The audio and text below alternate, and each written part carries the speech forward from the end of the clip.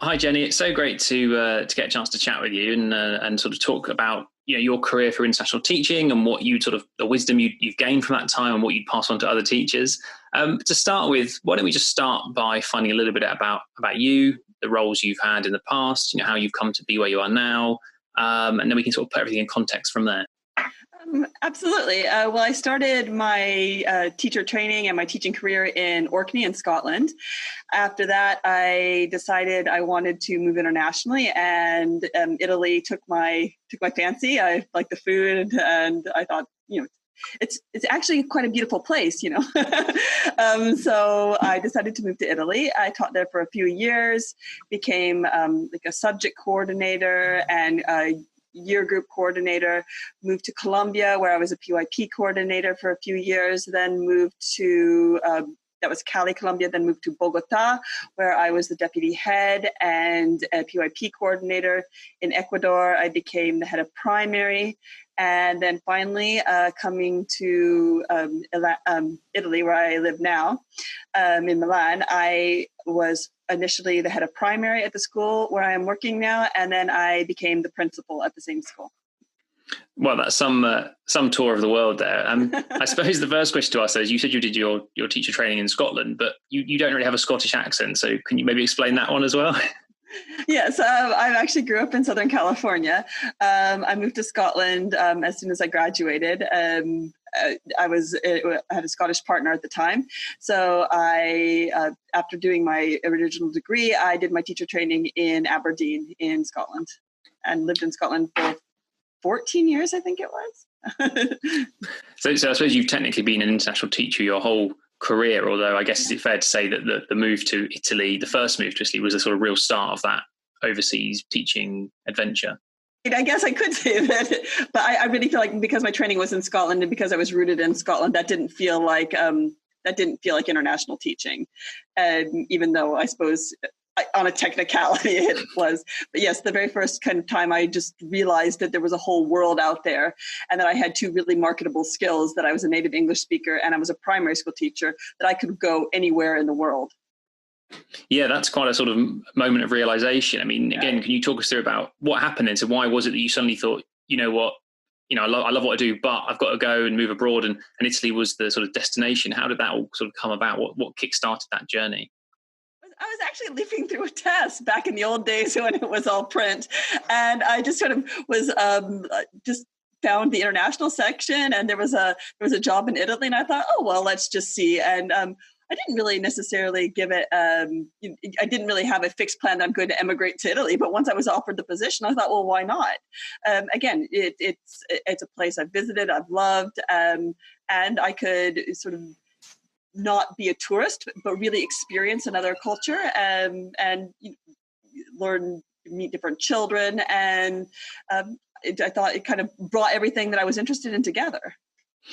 Do you think there's a sort of point there as well that even for like any teacher who's thinking, in the back of their mind about, oh, one day maybe I could go and teach internationally, that actually you can do it almost on a whim, shall we say? You don't have to plan everything to the nth degree. You can sort of just start and the opportunity can quickly present itself if you just keep your eyes peeled. Absolutely. And I would say also for one thing that I realized is, even though it was my first time moving abroad, the school obviously had a lot of experience bringing teachers from the UK. So I was taking a leap of faith in the school. They knew the processes. So it wasn't me having to figure everything out. And I think that was a realization as well. So I wasn't just moving to this country, a new country completely unaccompanied, as it were. The school, they knew what things I need to apply for, all the documentation, all the bureaucracy, and the accommodation. They helped sort all that out. So it really made things a lot easier. And once I decided to take the plunge, it was well, as you can see, I haven't looked back since.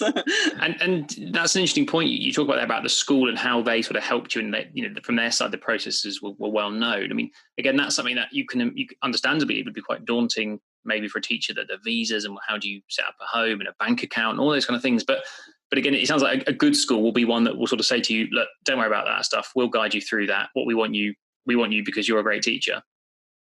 Absolutely. As I said, the systems will be in in almost every international school, those systems will be in place. And I would have to say, I was also a really complicated case because not only was I coming over, but I also had a kidney transplant and I had 2 cats. So I basically just made things as complicated as possible for this school. But still, everything, if you're upfront about your needs, if you're upfront about what your particular concerns are, the school will be able to accommodate that. And any reputable school, if they can't accommodate, will say like, actually we can't because. But as I said, I think I'm possibly one of the most complicated cases a person could be, and I haven't found any impediments in terms of going internationally. And your cats were able to join you? Yeah, they were. Yeah, they were.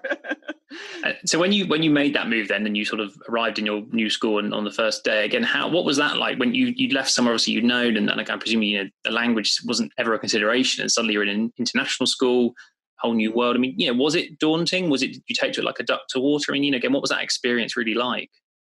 Well, I think one thing I realized it was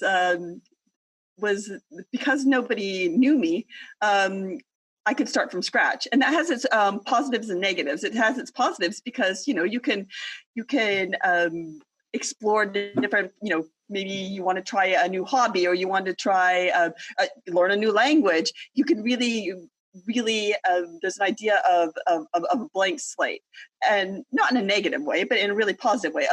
But also the other thing that was also the flip side of that is that nobody knows you, and you have to reestablish yourself.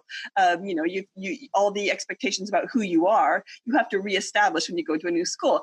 I found that really, really an interesting process because it was this opportunity for me to reflect on, okay, here's a big change, kind of. What kind of teacher do I want to be? What kind of professional do I want to be? What kind of person do I want to be? It was a real revelation. And so through that, is there any sort of were there any sort of things you did change dramatically in what you did, or was it more of an evolution rather than revolution, sort of sense of self as a teacher?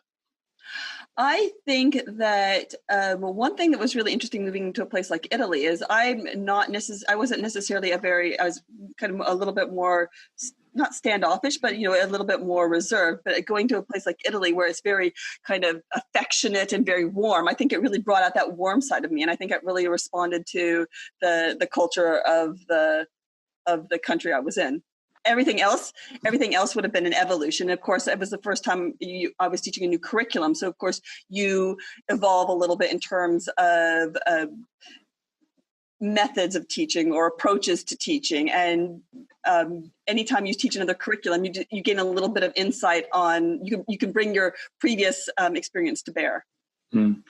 That's an interesting point about the sort of culture of the school and I suppose the children and their parents, sort of how that affected how you were as a teacher and I guess as a person. And again, that's another sort of very interesting element of international schooling, is that you can think you know how to teach because you're in a certain country and you move somewhere else, and how you teach and the way you interact with children and parents and other teachers, I presume, is suddenly very different. And that must be both, again, very exciting, potentially a little bit daunting, but a really sort of worthwhile and interesting thing to do.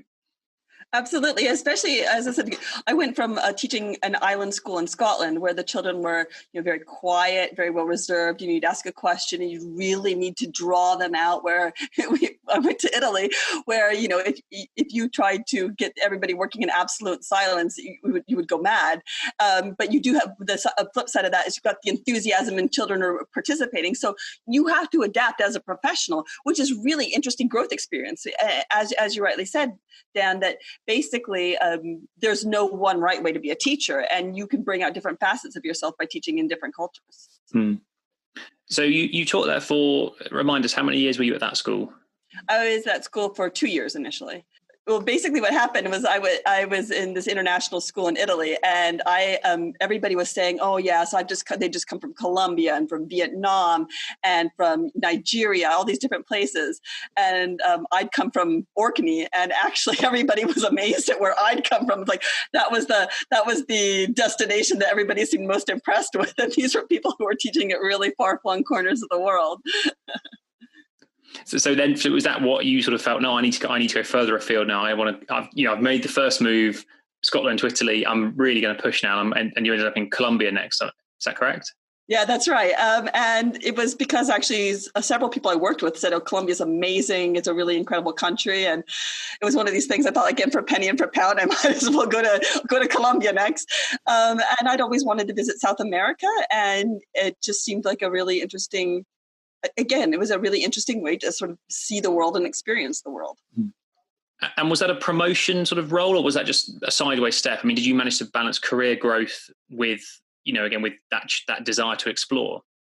Yeah, well, what happened is I went to a job fair, and there was several different schools there, and I had different job offers from different places. But I really wanted to move to Colombia, and it just so happened that the school I moved to were implementing the PYP, where of course I just come from a PYP school, so I ended up being the PYP coordinator. So I fell into a promotion kind of by dint of the fact that I wanted to go to Colombia, and that was a really interesting challenge as well. Well, yeah, let's find out a bit more about that then. I mean, Colombia, yeah, an amazing destination to end up. So again, what sort of was it a massive change from Italy, or had the experience in Italy sort of prepared you a little bit better than the first time? Or, again, did you really sort of have to relearn a new way of engaging with the pupils and the parents, or was it kind of similar? Well, first I moved to Cali, Colombia first. And I think that actually it was really interesting moving to Italy first. And I think that it's one of these things where once you do it, you're a little bit more, you're more prepared. So even taking the step from Italy to Colombia, which is, Italy being within Europe and Colombia moving to a whole other continent, it didn't feel as daunting. And I think especially because the schools in countries like Colombia, they also really work hard to attract people. So and they know that people might be a little bit put off by moving to a place like Colombia. So everything is as soon as you're in touch with them, the documentation is very, very clear. All the steps are really, really laid out. Everything, the move over there was incredibly, incredibly smooth, except the cats. Oh, they weren't able to come this time. They had to take a detour through the United States. It was a very complicated process, but still, we got the cats. No, well, that's good to know that they continue. But you raised a point there about the fact that it could seem daunting, and their schools are aware of that. I mean, again, you've been fairly positive, which is great. But I mean, during this period we're talking about, were there any times when you did find it hard, or when you the culture the newness of it suddenly went from being exciting to suddenly a bit like tiring to learn new systems, or constantly be behind on the language? Or, again, it's worth, let's address the reality that maybe it's not always perfect. I mean, again, anything like that you went through, and again, how did the schools help through those moments if they occurred? I think most of the times it usually came about, I think in most countries, there's an adjustment period. There's like a honeymoon period of a few months where you want to go out and try everything, and you're coming to a new school with new people, and there's a real excitement. You've got a new class, but after a while, you kind of run up against barriers. And I'm not the kind of person who would say like I wish it was like the home country, but I did. The one thing that would often get me in both places, all the places I've lived, is either bureaucracy. And again, because I have a medical condition, a lot of times it was medical bureaucracy, and that could be very, very, it could be a little bit daunting and a little bit frustrating. I think I found that what helped was speaking to people in HR, sometimes speaking to other expats who had creative solutions for different bureaucratic issues. And then I also finally broke down and bought a Kindle, and I just basically took that with me wherever I went. So even if I was going to be waiting for 2 hours, I was reading. So it felt a little bit, I tried to approach it in a positive way. Yeah. And you mentioned expats there. I mean, presumably majoritively teachers, but maybe also just other sort of professionals in the same part of the world as you. And again, that's something that I can imagine building up those communities of other people who, speak your same language or have the same background, just as those little moments of interaction where you can sort of slot back into a different, brain space. That must be quite nice. And again, something that for a new teacher thinking about going international, they should know that they're not going to be the only person there who has the same interest in life back at home as well. Exactly. And also, you're probably not going to be the only person arriving at a school at a certain time. So usually, you have 2 or 3 new staff, depending on the size of the school and the turnover, arriving at the same time. So there's other people in your same situations. I think that one one good thing about working internationally is that you can have a little bubble if you want to. And you can have a bubble of people you speak English at work. You can make friends with expats. You can speak English. A lot of times there'll be different people in the community who are speaking English. So there's usually quite you could really make a bubble for yourself. I would always advise, once people get a little bit of confidence, to break out of that bubble a little bit. And that's actually really hard, because that's how you learn the language. That's how you learn a little bit more about the culture. That's how you make friends in that country. But there is that reassurance always of people who speak your language, who share your culture. So if we return to sort of the narrative of your career and being in Colombia, I mean, again, what was that like then? Was it a totally different school experience to Italy, or was it quite similar? I mean, what kind of, what engagement, what levels, like, in the class today, were they also very outgoing? You sort of think they might have been, but was it the same? Yeah, they were. They were pretty outgoing and wanting to contribute. And I really took a step sideways, because in terms of what year I was teaching year 3 initially in Italy, and then I ended up teaching year 7 maths in Colombia. So as well as doing the coordination.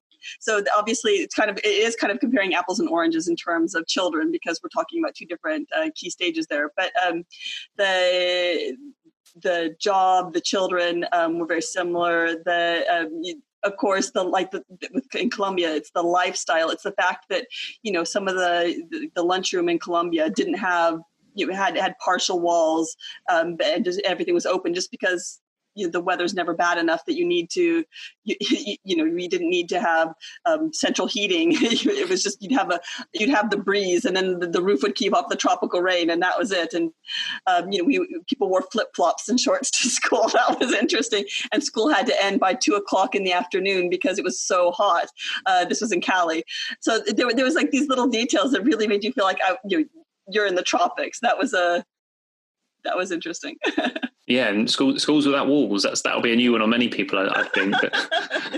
But yeah. Partial walls, low walls. Yeah. Right. but yeah, just the top half of the walls were just absent. And you were there for 4 years, is that right? I was in Cali for 2 years, and then I went to Bogota for 2 years. And Bogota is Cali was a fantastic experience. I really enjoyed that. And I was the PYP coordinator. And then I went to Bogota, where I was the deputy head of primary. And Bogota is a city I just love. I just love Colombia in general. Colombians are just friendly and happy. And, they love dancing and music. And it's Colombia is a fantastic place.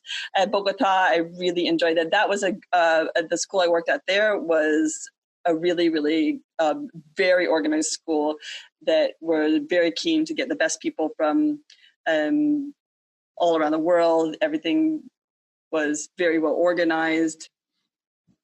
And the move to Bogota, was that, again, did that come with a sort of promotion, or was that just because you felt you really wanted to go and be in that part of Colombia to experience that more directly? I mean, again, it's interesting the way you seem to sort of have moved on and potentially also matched it with a sort of career growth. So, which is, again, might be quite reassuring to people to know that you can do both.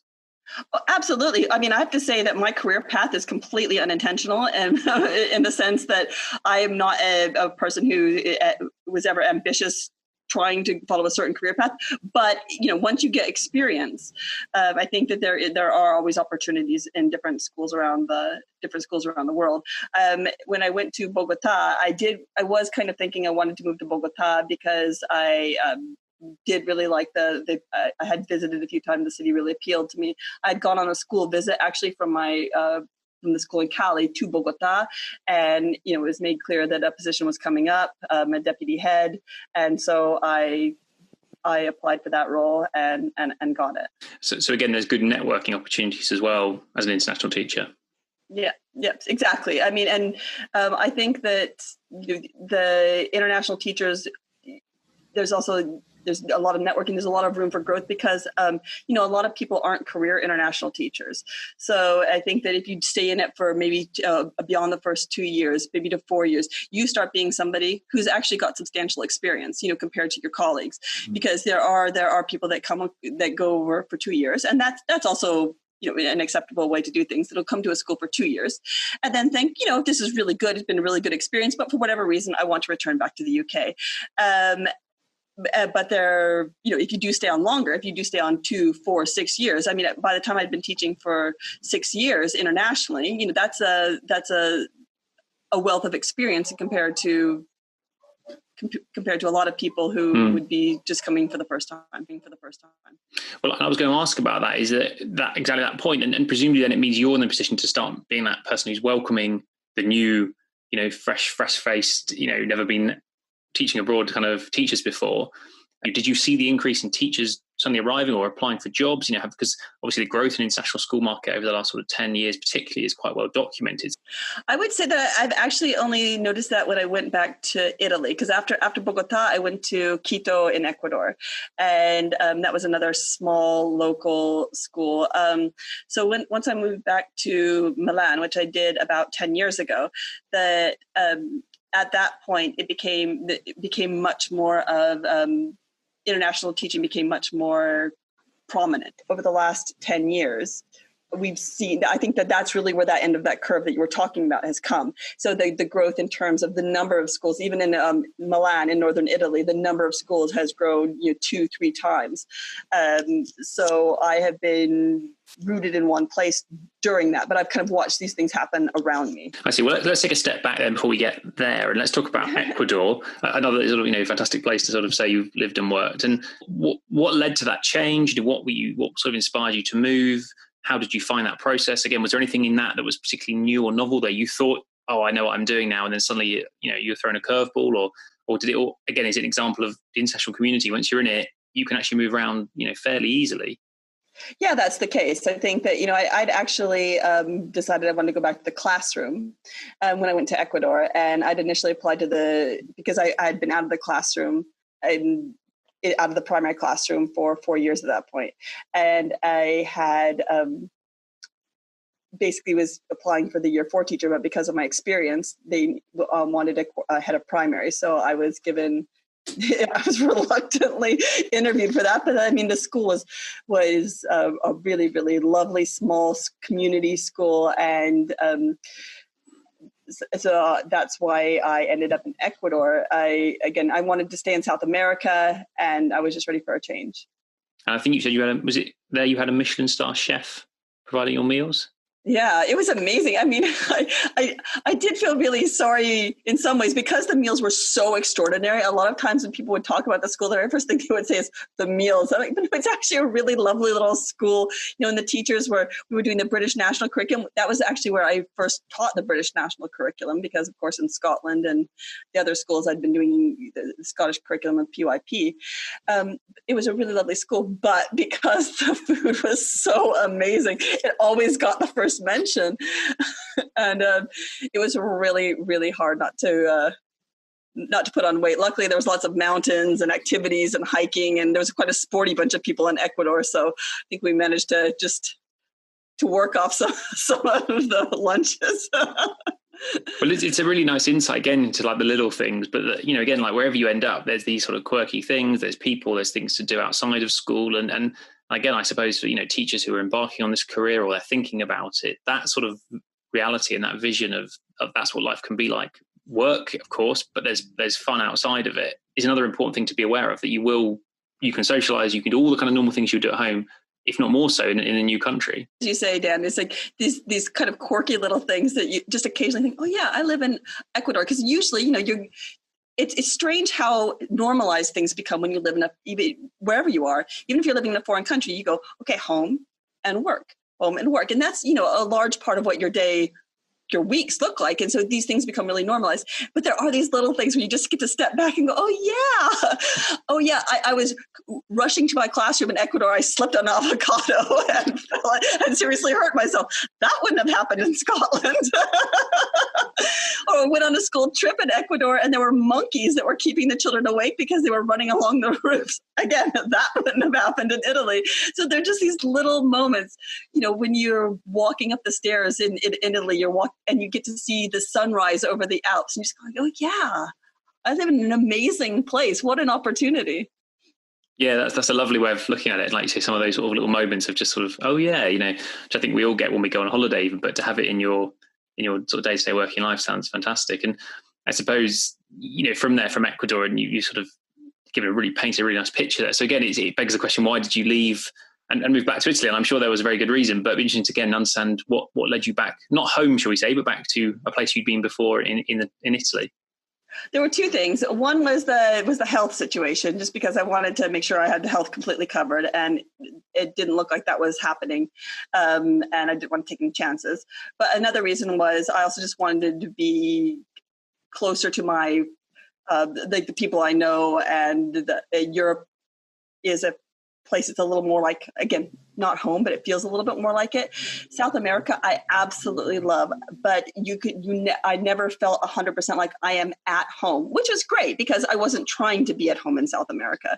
I was trying to have an adventure. I was trying to explore. I was trying to experience a new culture.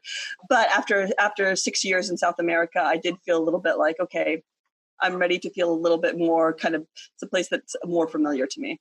And so I moved to Italy.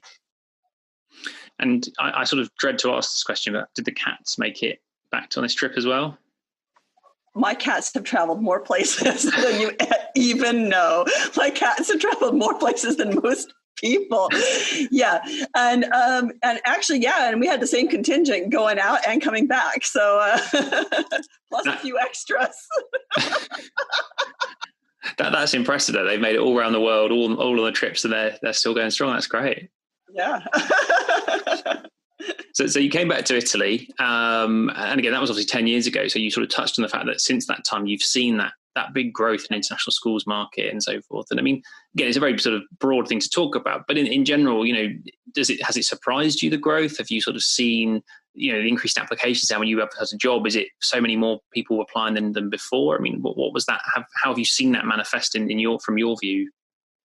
In my view, actually as a recruiter, it hasn't actually changed that much, because I think that, especially since Italy is such a desirable location, we've always got lots of applications. We've always had lots of applications. And the school I'm currently working, it has very low turnover. So, in terms of recruitment, I was always a bit spoiled for choice. So I don't think it really changed that. I think it changed the growth of international schools in the city has one thing that I've really enjoyed about it is actually expanded our professional network within the city. That's been a really, really positive thing that we've seen. And I think that it's also starting to normalize a little bit, moving abroad and going to new schools. I think that that's been a real positive as well with the growth of international schools. Obviously, I think that what you lose then is a little bit of the kind of the quirkiness, the individuality, the those little specific details that make are really of a place.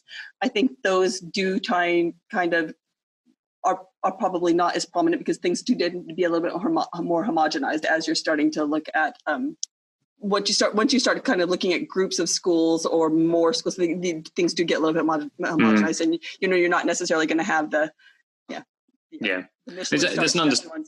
it's an understandable point. Like I say, the sort of dilution of there's more schools and they sort of become even more sort of set in where they are. I suppose the question then is as an international teacher, do you still feel though is the teaching component, if we put all that to one side though, and you're in the classroom and you're working with the children, that element, that being a teacher, which is ultimately is what this is all about, that presumably always stays central and strong and is the thing that gets you into school every morning?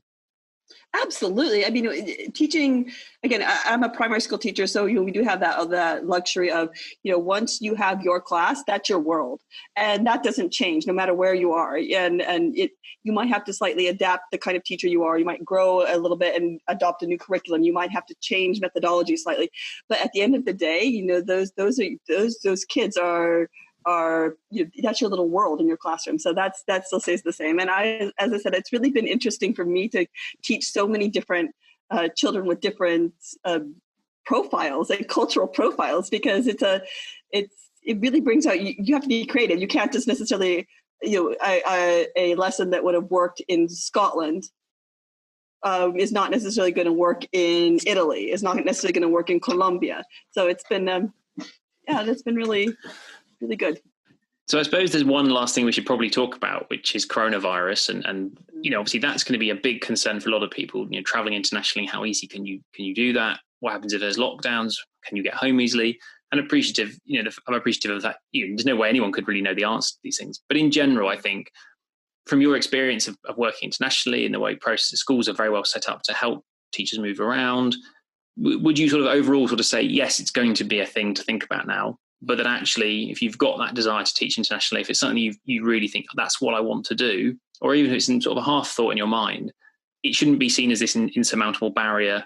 Schools will make it work if they need to and they want to. You answered the question for me there, Dan. But basically, yes, exactly. I'm always one that I think that, if that's something that you want to do, take the opportunity and do it. Schools are always thinking behind the scenes. They have always got things, all systems in place. They've got all the documentation, they've got all the processes, they've got all the procedures. That's all in place at the schools that you'd be going to. I would also say that, who knows what what things are going to be like in the next 5 years. So maybe I would actually argue that now is the time to do it. Because, who knows what international teaching is going to look like in 5 years' time? Who knows what travel is going to look like in 5 to 10 years' time? So now is the time to do it. And again, it's a leap of faith, I guess. But it's I've just been constantly surprised, and there have been really challenging times. But I can't imagine having stayed in one place, or even just stayed in Scotland, or even the UK for the last nearly 20 years. I mean, my life would be so much less rich if I hadn't taken the leap to go into international teaching. And I suppose one question from that is some people, obviously different sort of circumstances allow or don't allow you to do certain things. But have you found it in terms of you living sort of the type of lifestyle you've wanted to live, it's obviously worked for you. Were you aware of some teachers where they very quickly they realize, I love this, but I want to settle down, I want to have a family, I want to live in one set place. Is it just about a personality type that can cope more with the sort of nomadic existence of long-term international teaching than other people, do you think? Or is it more about just finding the right schools where you want to stay? Well, I think there's so many factors. I think there's a lot of different people, for example, who maybe just wanted to come over for a year. I mean, I know so many people in Italy who they were just planning to come over to Italy to teach for 2 years, and they happen to meet somebody, and now they've been here for 20 years and they've got a family. So you get some people that are kind of accidentally rooted. You get some people that are just popping over maybe with an idea of, I'll just do a short term, maybe 2-year contract just for the experience and go back. But again, I would say always go in with an open mind, because I would say any situation, if you're teaching internationally, if you decide it's not for you, it's always reversible, in the sense that contracts are usually 1 year, 2 years. And even if you're having an experience where you think, okay, maybe this isn't for me long term, you can still get something out of it. You can always experience the culture. You can learn a lot about yourself, because of course you have to be reliant on yourself, and you learn so much about what you are capable of doing, because you're put into a context where all of a sudden you have to maybe seek out help, or where you have to try to travel to a new place. And I think that those things, as frustrating as they can be at times, are the bits that you just, by the end of it, you just are amazed at what you're able to accomplish and what you've learned and what you've been able to do. So for me, I would say that if you're somebody who is not prepared at least to take a foot out of UK, if you're just going to travel and you're going to go to, you're going to move to Italy, but you're really going to go home every other weekend, you're going to be at home and your fiance's at home, and you really aren't committed to at least trying for to see what life looks like there, I would say that is the kind of person who's probably not going to have as much success. But if you say, like for 1 year, I'm going to do it, I'm just going to throw myself in and see what happens, I would say that's really likely to have a really interesting experience. Well, that seems like a really nice way of wrapping up. And obviously, your career from Scotland to Italy, Ecuador, Colombia, back to Italy sort of shows what can happen if you take that leap. And it's very interesting to sort of, stay in touch and see which part of the world you end up in next, whenever that may be. But certainly, for this podcast and this chat, thank you so much for sharing your insights and experience. I'm sure everyone's found it very interesting. Thank you very much, Dan.